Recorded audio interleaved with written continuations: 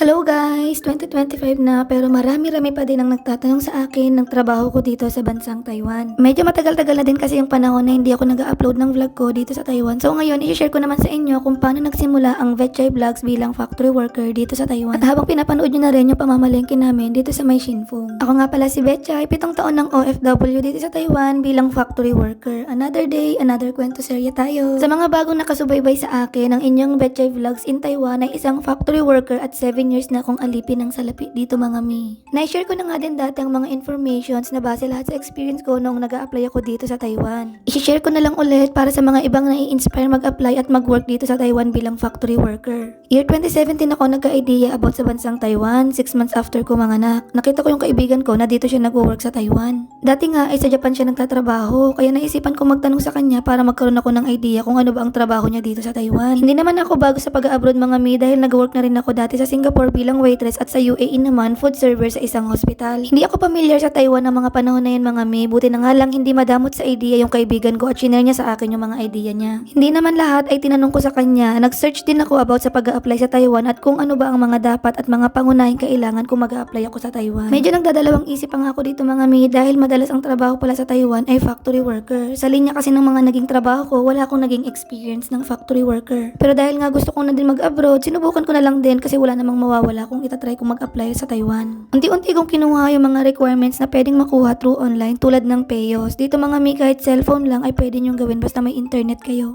Since nakapag-abroad na nga ako dati mga mi, meron na akong mga ibang requirements at onti na lang yung kinuha ko. Tapos, in-update ko lang din yung resume ko at nagpa-print ng ilang copy para sa mga papasahan kong agency. Naglista din ako ng mga agency na nasa iisang lugar lang para mas mabilis ko silang mapasahan ng resume. From Cavite ako nagmumula nung time na nag-a-apply ako mga mi, so madaling araw pa lang lumalarga na talaga ako para makapagpasa ng mga resume. 4 o 5 yata na agency ang pinasahan ko mga mi. Last yata ay itong JS Contractor kung saan matatagpo nito sa may Intramuros. Hindi na ako nagpasa ulit sa ibang agency kasi naghihintay na lang ako kung sino ba ang magte-text sa mga pinasahan ko. After few weeks nga, nag-text yung JS sa akin na naka-line up na ako sa Ardentech at doon na nag-start yung Taiwan journey ko mga mi. So ayan pa lang mga mi ang start ng kwento ng buhay ko bago ako maging isang factory worker dito sa bansang Taiwan. Marami-rami pang struggle ang nangyayari sa akin bago ako nakatapak talaga sa Taiwan. Sa susunod na video ko na lang i-share sa inyo mga mi, apply na lang muna kayo ng apply sa mga agency. Hanggang sa next kwento serye, thank you all for watching!